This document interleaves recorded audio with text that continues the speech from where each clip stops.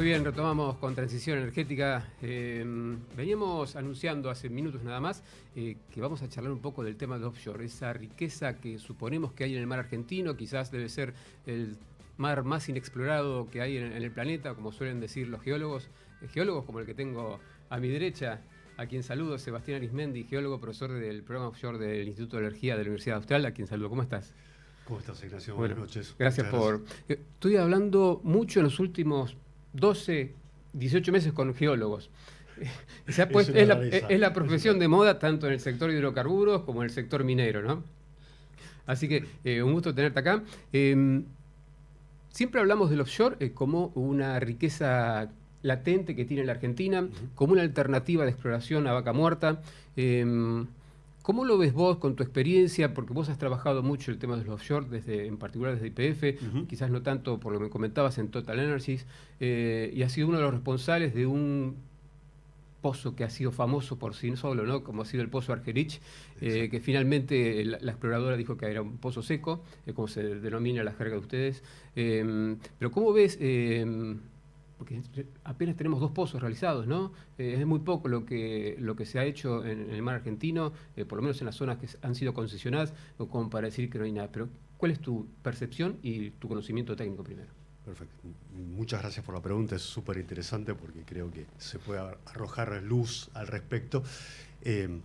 Para empezar, el mar argentino ya tiene un desarrollo offshore muy importante en la cuenca austral, la cuenca austral marina, frente a las costas de Tierra del Fuego. Ahí están los yacimientos de gas de Total Energies y sus socios, que desde que fueron descubiertos en la década del 80, a fines de los 80, se han ido poniendo en producción y que hasta el 2024 producían unos 20 millones de metros cúbicos diarios de gas, lo que era aproximadamente un 15% del total de todo el gas natural que se consume en la Argentina. Con la puesta en producción del yacimiento Fénix en 2024, se aumentó en 10 millones de metros cúbicos adicionales esa capacidad, con lo cual hoy están entre un 18 y un 20% del total de gas del país. Por lo tanto, el offshore no es nuevo en la Argentina, si bien son unos centenares de kilómetros cuadrados donde están localizados estos yacimientos, y también un yacimiento de petróleo que se llama Magallanes, que tiene bastantes pozos y que produce también desde la década del 2000 aproximadamente. Pero además, los geólogos, los geocientistas, sabemos desde hace tiempo, a través de la recopilación de todos los datos que se han adquirido bueno, la historia del offshore argentino es bastante larga y rica, si bien no ha sido intensiva, pero desde la década del 30, que hubo exploración offshore en la Argentina, en 1930, intensificándose en los 60, para corregirte un poco el dato, es un poco verdad, un poco mentira, pero hay unos 180 pozos perforados en el mar argentino, de los cuales unos 130 han sido exploratorios, lo que sí, la mayoría de ellos en aguas someras, poco profundas en la plataforma continental, al principio muy cercanos a la costa, o como continuidad de los yacimientos en tierra, y luego se ha ido profundizando por, digamos, las tecnologías, tanto sísmica como de perforación, que han permitido expandir esa frontera mar adentro, digamos, ¿no? Sí. Pero sí, es verdad que en aguas profundas hay solo un pozo perforado en 2011 por YPF y socios, que fue el Malvinas X1, a 500 metros de profundidad de agua, y luego en 2024 el pozo Argerich, perforado por Equinor, YPF y Shell, que tuvo 1.500 metros de profundidad de agua únicamente, 4.000 metros totales de perforación, que fue el pozo más profundo, el primer pozo de agua azul de profundas de la Argentina, que lamentablemente fue seco, pero fue un pozo que, en cuanto a lo que fue la prognosis geológica, fue muy bueno. Lamentablemente no funcionó la carga y la migración, que son dos procesos que tienen que ocurrir sí o sí para que haya hidrocarburos, pero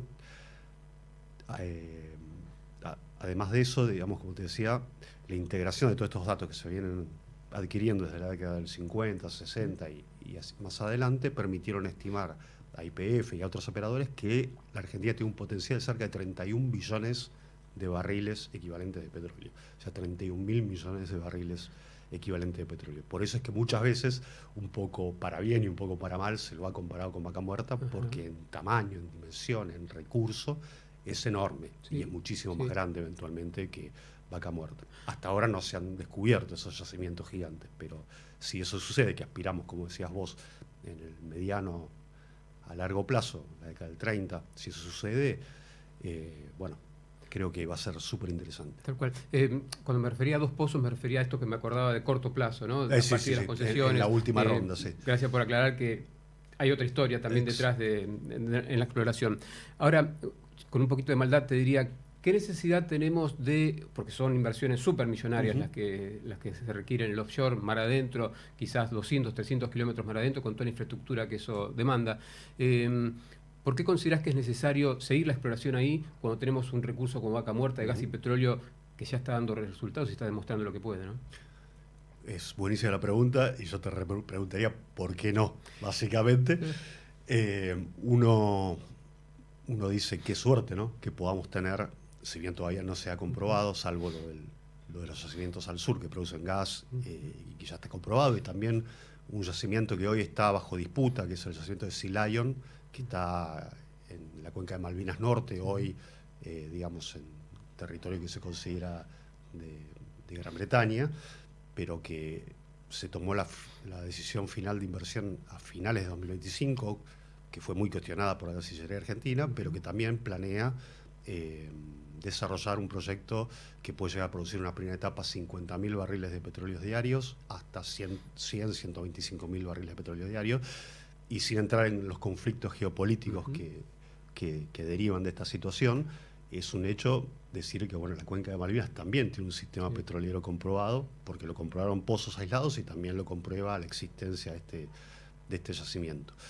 Por ende, no solo es un hecho la existencia de desarrollos actuales en el mar argentino, sino que también hay un potencial enorme por lo que se puede aprender de estas integraciones de datos. Este play análisis se puede estimar que hay cerca de 31 billones de barriles de recursos.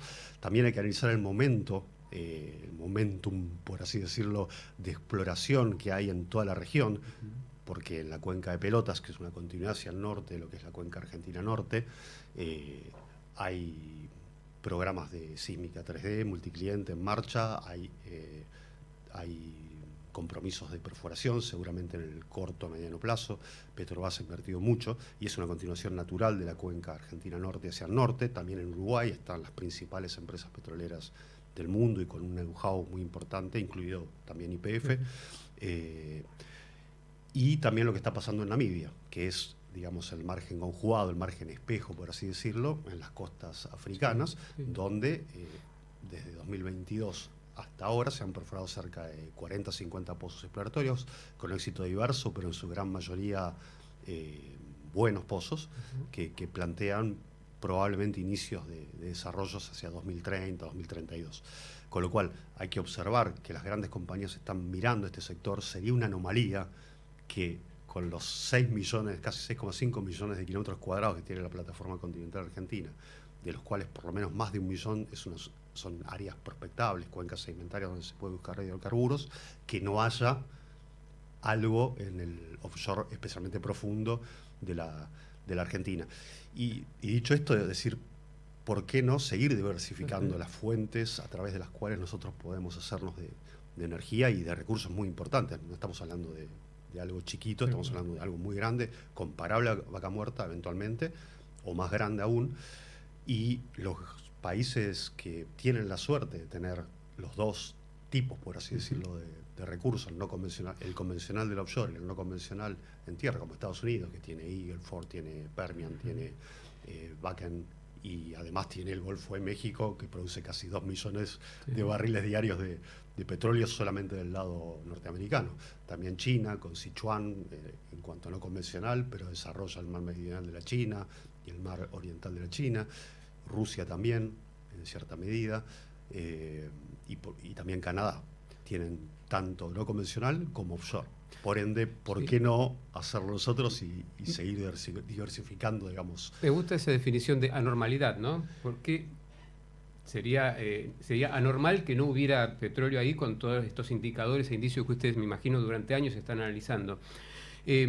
Comentanos entonces, por favor, cuál es la tecnología que se está utilizando hoy en día, primero para detectarlo, después para extraerlo, por qué se generalmente se opta por hacer recurso petrolero y no gasífero, como para que la gente pueda entender la complejidad que tiene una infraestructura de estas características, ¿no? Seguro. Desde ya que el desafío, digamos, no solo geológico para entender qué es lo que está pasando en el subsuelo, en áreas tan remotas y con tan poca densidad de información, tanto de pozos como de información sísmica, sino también la tecnología que requiere una perforación en aguas profundas o ultraprofundas, hace que sea un desafío y que las inversiones sean muy importantes, pero el premio también puede ser muy importante también. Para darte una idea, a pesar de que el pozo Argerich fue seco, las estimaciones que habíamos hecho los geólogos en su momento, que habíamos analizado y veníamos analizando desde hace años el prospecto, nos daba una producción diaria durante 8 o 10 años de 210 mil barriles por día, que es cercana a la producción de petróleo de Vaca Muerta hoy en día, y la mitad de la producción total del país. Si tenemos 3, 5, 10 yacimientos de ese tipo, la producción proveniente del offshore, por supuesto que hay que encontrarlos, va a ser gigantesco. Y como estamos muy alejados de la costa, a profundidades de más de 1000 metros, normalmente se utilizan, o plataformas semisumergibles con posicionamiento dinámico, que son autónomas, se trasladan directamente hasta el sitio de perforación y se mantienen en el sitio prácticamente inmóviles, ¿no? Para poder hacer la perforación, o lo más común son drill ships, barcos perforadores que también tienen sistemas de posicionamiento dinámico y varios motores que van compensando el movimiento del oleaje, de los vientos, de las mareas, etcétera, etcétera. Obviamente un pozo de ese estilo puede estar dependiendo un poco de la profundidad y también del ecosistema, si hay mucha actividad en la zona o no. En este caso en Argentina es más caro traer un barco para que haga una sola perforación aislada, por eso es necesario que haya continuidad y que haya una serie de actividades, ¿no?, sucesivas para abaratar un poco esos costos, pero puede estar entre 80 y 120, 140 millones de dólares la perforación de un pozo sin ensayo, que normalmente en la etapa exploratoria no se suele ensayar.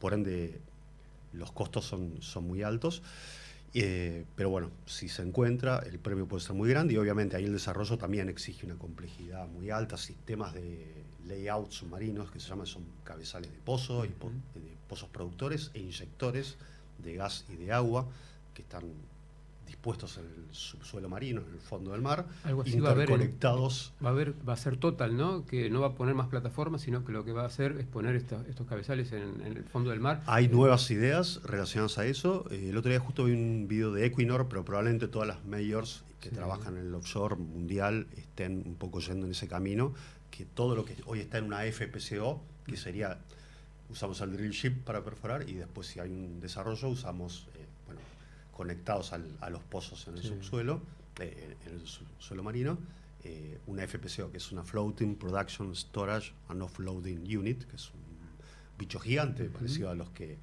los liquefactores de gas que se van a poner, que tienen unos 400 metros de largo, pueden operar esas profundidades, tienen helipuertos, tienen todas las cuestiones necesarias para que pueda la gente trabajar y vivir ahí durante 15, 20 años hasta que se acabe, digamos, el petróleo en ese lugar. Pero las FPSO, que pueden tener distintas capacidades de almacenamiento, 50.000, 100.000, 200.000, 500.000 barriles, para producir esa cantidad de recursos o de reservas que hay en el subsuelo. La idea es que, como tienen el módulo de almacenamiento de petróleo, de tratamiento de petróleo, de almacenamiento de agua para inyectar, de almacenamiento de gas para tratarlo también y reinyectarlo en el subsuelo y mantener así la producción. Entonces la idea es que todos esos módulos que están sobre el barco no esté más el barco, esos módulos estén sumergidos, estén sobre el lecho marino y simplemente una torre, ¿no?, que tenga una antena y que con esa antena se pueda monitorear a través de drones, tanto submarinos como aéreos, se pueda monitorear desde tierra todo lo que pasa en el yacimiento. De forma remota. De forma remota. Tal cual, como se está haciendo mucho hoy, ¿no? Sí. Tengo 2 minutos y te quiero consultar lo siguiente, ¿no? Supongamos que Argentina logra descubrir un yacimiento, un pozo. ¿Qué mueve? ¿Qué moviliza? Porque es la pregunta que se hace la minería, que se hace sobre todo la minería, ¿no?, que está en pleno desarrollo. ¿Cuál es el entramado industrial, si me lo puedes definir en 2 minutos, que puede movilizar un pozo?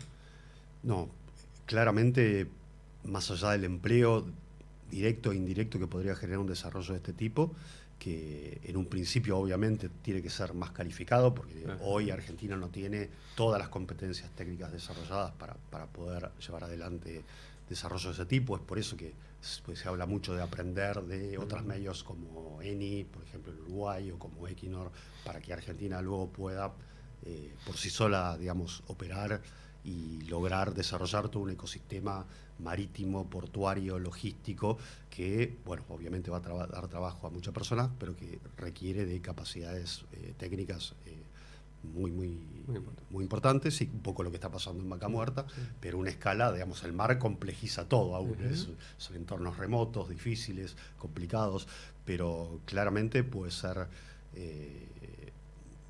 un aumento de la exportación de crudo importante. El crudo se exporta directamente barco a barco desde el sitio de la locación, y el tanker lo carga de la FPSO y se lo lleva a destino.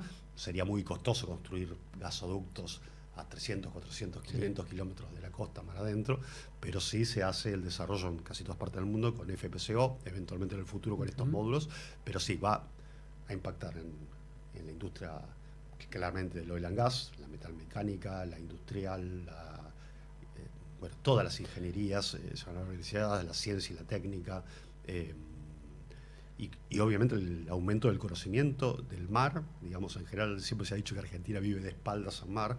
Yo creo que cada vez que se realiza una actividad de este tipo, se conoce un poquito más, no solamente el recurso que se quiere explotar, sino también otras cuestiones vinculadas con el mar, que hacen que ese conocimiento sea beneficioso para todos los sectores del ecosistema. Sebastián, te siento un convencido de que ahí hay petróleo. Lo único que hay que hacer es encontrarlo. En algún lado. Exactamente. Bueno, te agradezco mucho tu tiempo y adentrarnos en este mundo que para nosotros todavía es novedoso. Hay mucho para charlar y discutir en los próximos años, porque esto se está hablando para la próxima década, ¿no? Sí, ojalá. Hay que mirar mucho Uruguay. Dentro de poco Uruguay va a perforar un pozo de aguas ultraprofundas en el bloque que tiene al lado de YPF a fin de este año, principio del año que viene, y eso puede desencadenar, en caso de ser exitoso, un círculo virtuoso importante. El ecosistema que vos mencionabas. Exactamente. Gracias nuevamente, Sebastián. Muchas gracias por invitarme. Muy bien.